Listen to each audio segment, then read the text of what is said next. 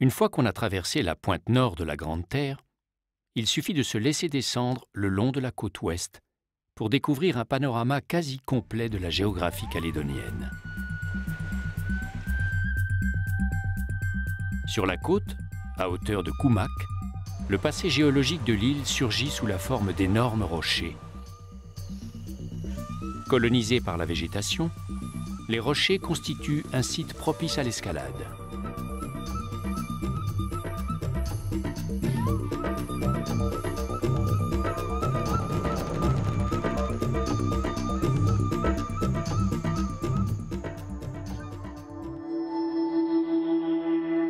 La chaîne de montagnes centrale culmine à 1629 mètres.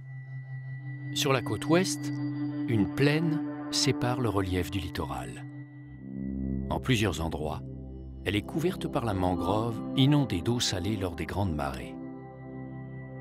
Les palétuviers dessinent des surfaces aux contours aléatoires.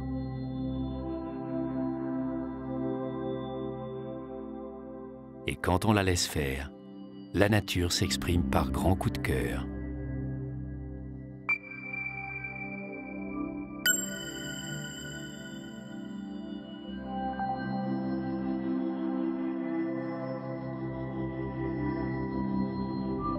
Le milieu géographique détermine le mode de subsistance des populations locales. Le village de Hunjo vit de la pêche.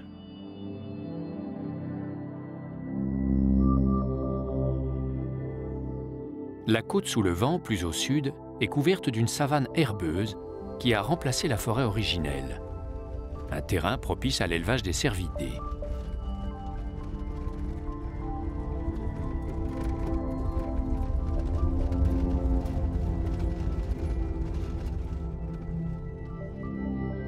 Des bassins d'élevage de crevettes tropicales fleurissent le long de la côte.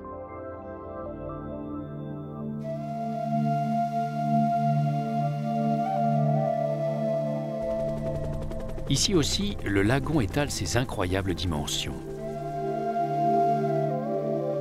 Sur sa longueur de 1600 km, le récif connaît peu d'interruptions comme la faille de Poé.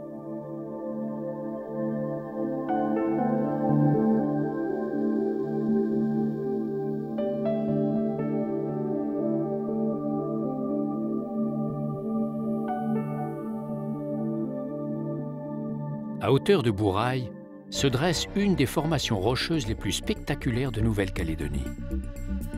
Dans un bloc de quartz monumental, un sculpteur géant a ouvert la roche percée. À l'avant, le rocher bonhomme défie l'océan.